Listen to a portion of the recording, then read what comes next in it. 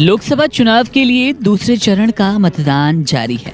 26 अप्रैल को 13 राज्यों की 88 लोकसभा सीटों पर वोटिंग की जा रही है।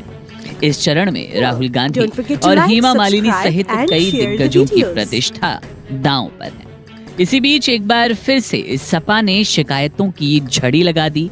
कहीं ईवीएम में गड़बड़ी की बात हो रही है, कहीं ईवीएम खराब है, तो कहीं यूपी पुलिस धमका रही है।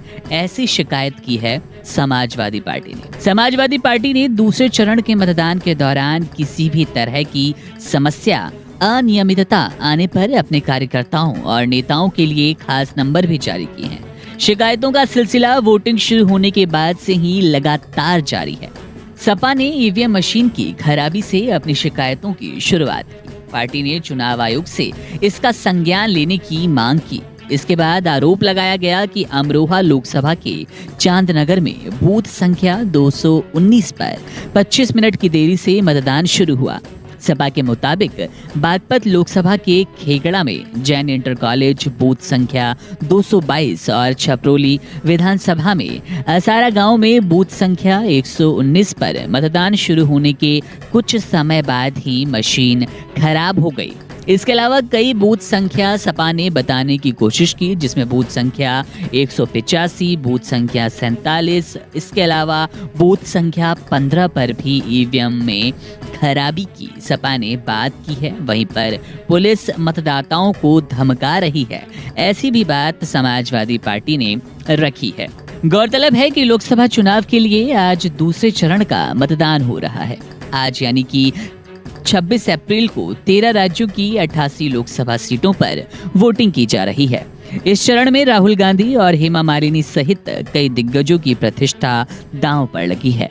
देश के 13 राज्यों और केंद्र शासित प्रदेशों की 88 लोकसभा सीट है और ये दूसरे चरण का मतदान है। बता दें कि केरल की सभी 20 सीटों, कर्नाटक में 14, राजस्थान में 13, उत्तर प्रदेश और महाराष्ट्र में 8-8, मध्य प्रदेश में 6, असम और बिहार में 5-5 सीटें, पश्चिम बंगाल और छत्तीसगढ़ की 3-3 सीटें, त्रिपुरा की 1 और जम्मू कश्मीर की दोनों लोकसभा सीट पर मतदान हो रहा है। इस मतदान के लिए चुनाव आयोग पूरी तरह से तैयार है। 16 करोड़ मतदाताओं के लिए 1,67,000 मतदान केंद्र बनाए गए। बता दें कि पहले चरण में 102 सीटों पर 19 अप्रैल को वोटिंग हुई थी। 7वें और अंतिम चरण में 1 जून को वोटिंग होनी है और लोकसभा चुनाव 2024 के नतीजे 4 जून को मतगणना के बाद सामने आएंगे। लेकिन सपा के शिकायतों का दौर अभी नहीं थमा है। सपा ने ईवीएम को लेकर एक बार फिर से सवाल खड़े कर दिए।